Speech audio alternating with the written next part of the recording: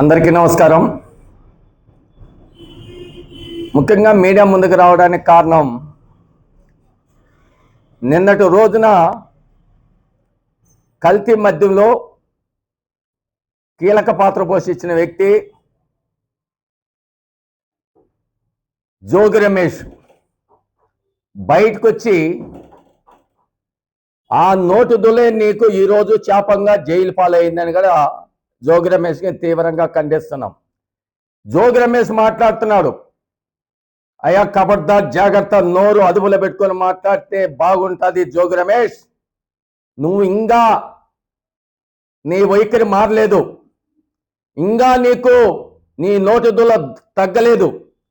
అక్రమంగా అరెస్ట్ చేసి నారా లోకేష్ బాబు గారు, చంద్రబాబు అని మాట్లాడుతున్నావు. సిగ్గు శరం ఉండోడవుతే అక్రమంగా అరెస్ట్ చేసి నిన్ను గౌరవనీయులు, ఇప్పుడు ముఖ్యమంత్రి, అప్పుడు ప్రతిపక్ష నాయకుడు, మాజీ ముఖ్యమంత్రి ఇంటి మీదకి కార్యకర్త మీద వందల మందిని వేసుకొని దాడి చేయాలన్నది వాస్తవ కాదా? జోగి రమేష్, అది నిరూపించగలుగుతావు ఎక్కడికి వచ్చినా. అది వాస్తవ కాదా? జోగి రమేష్, నిన్ను తీవ్రంగా ఖండిస్తున్నాం. మరి నాసిరకం మధ్యలో, కల్తీ మధ్యలో నీ పాత్ర లేదని ఎక్కడ చెప్పగలుగుతావు? సిబిఐ తేల్చింది, ఈడీ తేల్చింది, నువ్వు దాంట్లో నువ్వే మొలకల చెరువులో కల్తీ మద్యాన్ని తయారు చేపించింది జనార్దన్ రావుత్ అని సాక్షాత్తు అన్ని సాక్షులు కూడా బయటకు పడినాయి. నువ్వు మళ్ళా తీసుకొచ్చి మళ్ళా విజయవాడలో అక్కడ మరి అక్కడుండే నాయకుల మీద రుద్దాలంటే ఇబ్రహీపట్నంలో అక్కడ కూడా ఇది జోగి రమేష్ పనిచేసింది జగన్మోహన్ రెడ్డి మెప్పు కోసం. జగన్మోహన్ రెడ్డికి ఆయన మొహంలో చిరునవ్వు చేయడానికి ఆయన నాసిరకం కల్తీ మద్యాన్ని ఇబ్రహీపట్నంలో కూడా జోగి రమేషే ఇక్కడ తీసుకొచ్చి పెట్టిందని కూడా అందరూ కూడా కోడి కోస్తున్నది. అదే అక్రమం కేసు. నిన్ను ఇది ప్రజల ప్రాణాలతో చెలగాట మారింది, వాస్తవ కాదా? ఆనాటి ముఖ్యమంత్రి మీద దాడి, మాజీ ముఖ్యమంత్రి మీద ఇప్పుడు ముఖ్యమంత్రి పైన, ఇంటి పైన దాడి చేయింది వాస్తవ కాదా? సాక్షాత్తు తెలుగుదేశం పార్టీ కార్యాలయాన్ని, జాతీయ కార్యాలయం మీద దాడి చేపించింది వాస్తవ కాదా? జోగి రమేష్ గారు అనేక రకాల భూ కబ్జాలు చేసింది వాస్తవ కాదా? మైనింగ్ లో దోపిడీ చేసింది వాస్తవ కాదా? ఎక్కడ నిన్ను అన్యాయంగా అరెస్ట్ చేసింది? నీ నోటి దుల ఏ విధంగా మాట్లాడావో రోజు మా యువ నాయకుడు, కాబోయే ముఖ్యమంత్రిని నారా లోకేష్ బాబుని ఏం మాట్లాడావు? ఇప్పుడు ముఖ్యమంత్రిగా ఉన్న నారా చంద్రబాబు నాయుడు ఏం గురించి మాట్లాడావు? కారు కూతురు కూర్చావు. రా, దమ్ముంటే అరెస్ట్ చేయి లోకేష్, ఈ కేసు అని మాట్లాడినవే. నీ నోటి దుల ఇంకా తగ్గలేదంటే నువ్వు మళ్ళా జైలు పోందే తప్పదు. జోగి రమేష్, జాగ్రత్త, ఖబర్దార్. నీ జగన్మోహన్ రెడ్డి ఎన్ని రోజులు కాపాడుతాడు నిన్ను అక్రమంగా అన్యాయంగా దోచుకున్న సొమ్ముని నిన్ను జైలు మోహన మళ్ళా కాపాడుతాడో చూసుకో. ఖబర్దార్, జాగ్రత్త జోగి రమేష్.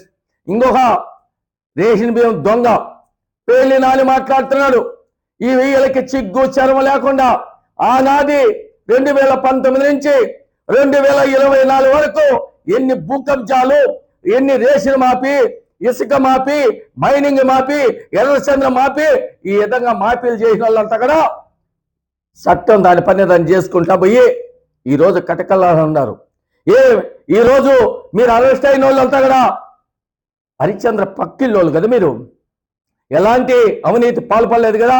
చెవిరెడ్డి భాస్కర్ రెడ్డి పట్టుకొని, భూమా కరుణాకర్ రెడ్డి పట్టుకొని, జోగి రమేష్ పట్టుకొని, మొన్న పిచ్చోడు కొడాలి నాని పట్టుకొని, ఆర్కే రోజా గాని, అంబట్ రాంబాబు గాని, పేర్లు నాని గాని, గురువాడ అమర్నాథ్ గాని, మరి పోతే మన గన్నవరం వంశీ గాని, పోతే క్రికెట్ బెట్టి ఇంగో మరి అనిల్ కుమార్ యాదవ్, మీరంతా అవినీతికి పాల్పడలేదా? మీరంతా ప్రజల సొమ్ముని కాజేయలేదా? మీరు ప్రజల్ని ఇబ్బంది పెట్టలేదా? అన్యాయంగా ప్రజల ప్రాణాలతో చెలగాట వాడలేదా? ఆ రోజు విచ్చలవిడిగా ఎవరు పడితే ఎగిరికి గుప్పు గంతులు వేస్తూ మరి బుల్లెట్ దిగిందా లేదని ఈ యొక్క బెట్టింగ్ మాజీ మంత్రి అనిల్ కుమార్ యాదవ్ మాట్లాడతాడు. ఆరికే రోజు అవుతే బ్రేక్ డాన్స్ వేస్తా మాకు మించిన వాళ్ళే సిరిసిరి నోవుల్లో ఉంటారు. ఆయమ్మ ఆర్దాం ఆంధ్రాని ఏ విధంగా కొల్లగొట్టిందో, వలమాలపేట మండలంలో అంజేరమ్మ కనుమ దగ్గర, తోల్పేట దగ్గర ఎన్ని ఎకరాలు కబ్జా చేసింది రోజా గారు, మేము సాక్షి నిరూపియాలన్నా చెప్పండి. ఇదే పేర్లు నాని రేషన్ బియ్యాన్ని పట్టుబడితే నీ భార్య పైన లైసెన్స్ పెట్టి మరి ఈ దేశాలకు రేషన్ బియ్యం తరలిచ్చింది వాస్తవం కదా పేర్లు నాని. మీరు ఈరోజు అభివృద్ధిని చూసి వాచ లేకుండా పరిశ్రమలు తీసుకొస్తా ఉంటే వైఎస్ఆర్ పార్టీ ఉనికూడదు. మళ్ళా తిరిగి జగన్మోహన్ రెడ్డి ఏదో ఆయన సంతోషం కోసం, ఆయనకి ఏదో కొంచెం మనశ్శాంతి కలిగించేదనుకో మళ్ళా మీడియాల దగ్గరకు వచ్చి పిచ్చి కూతలకు వస్తున్నారు. మీ యొక్క పార్టీలో ఉన్న రాజ్యసభ సభ్యులు విజయసాయి రెడ్డి చెప్తున్నాడు, ఇంకా ఎప్పటికీ పాదయాత్ర కాదు కదా దండయాత్ర చేసిన జగన్మోహన్ రెడ్డి ఈ రాష్ట్రంలో ముఖ్యమంత్రి అయ్యే పరిస్థితే లేదు, బల్ల గుద్ది చెప్తా ఉన్నాడు. పిల్లి సుభాష్ చంద్రభూషణం పార్లమెంట్ రాజ్యసభ సభ్యుడు ఈరోజు జగన్మోహన్ రెడ్డి అవినీతి, జగన్మోహన్ రెడ్డి ఎవరు మాట వినేది లేదు, ఎవరైనా కానీ ఆయన మాట ఒక్కటే వినాల. కూటమి ప్రభుత్వాన్ని, నారా చంద్రబాబు నాయుడిని, నారా లోకేష్ గారిని, పవన్ కళ్యాణ్ని ఎవరైతే మీరు విమర్శిస్తారో వాళ్ళకే ప్రాధాన్యత కల్పిస్తానని సాక్షాత్ మా జగన్మోహన్ రెడ్డి చెప్తున్నారని ప్రతి ఒక్క మాజీ శాసనసభ్యుడు కావచ్చు, ఇప్పుడు శాసనసభ్యులు కావచ్చు, రాజ్యసభ సభ్యులు కావచ్చు, పార్లమెంట్ సభ్యులు కావచ్చు, మాజీ మంత్రులు కావచ్చు, వాళ్ళే మీడియా దగ్గరకు వచ్చి జగన్మోహన్ రెడ్డి భజన చేస్తేనే మాకు రాజకీయ బిచ్చు ఉంటుంది, లేని పక్షాన నేను ఏ టూగా ఉన్నా నా పరిస్థితి ఈ విధంగా ఉన్నదంటే ప్రజలంతా గుర్తించుకోమంటున్నారు. సాక్షాత్తు సొంత చెల్లి చెరిమిలమ్మ బయటకు వచ్చి ఈ రాష్ట్రాన్ని సర్వనాశనం చేసింది మా అన్న జగన్మోహన్ రెడ్డి. మా అన్నకు ఎటువంటి దయా దాచిని కానీ, ఆయనకి ఎటువంటి మనోభావాలు కానీ ఆయనకు ఒక్కటే, ఎవరి ప్యానాలను తీయడానికి, ఎవరినైనా హత్య చేయడానికి ఆయనకి రాజకీయంగా ఉండాలా, ఆయన ముఖ్యమంత్రిగా ఉండాలా, ఒక్కటే అజెండా. ఆయన ఆలోచన చెల్లిలా తల్లిలా చిన్నాయన లేదు, మావలా బావలా ఒక్కటే, తన కుటుంబంలో నేను ఒక్కడే మిగలాలి. ఈ రాష్ట్రం ఏమైనా పర్వాలా, ఈ రాష్ట్ర ప్రజలు ఏమైనా పర్వాలా, ఆఖరికి సొంత పార్టీలో ఆ పార్టీ కోసం జెండా మోహిన వాళ్ళని, ఆ పార్టీ కోసం లక్షల నుంచి 10 లక్షలు పెట్టేవాళ్ళు, కోట్లు పెట్టేవాళ్ళు కూడా అవసరం లేదు, నేను ముఖ్యమంత్రి అవుతే చాలు అనే ఆలోచనతో జగన్మోహన్ రెడ్డి ముందుకు పోతున్నాడు. అందుకే మళ్ళా పాదయాత్ర చేస్తా అన్నాడు.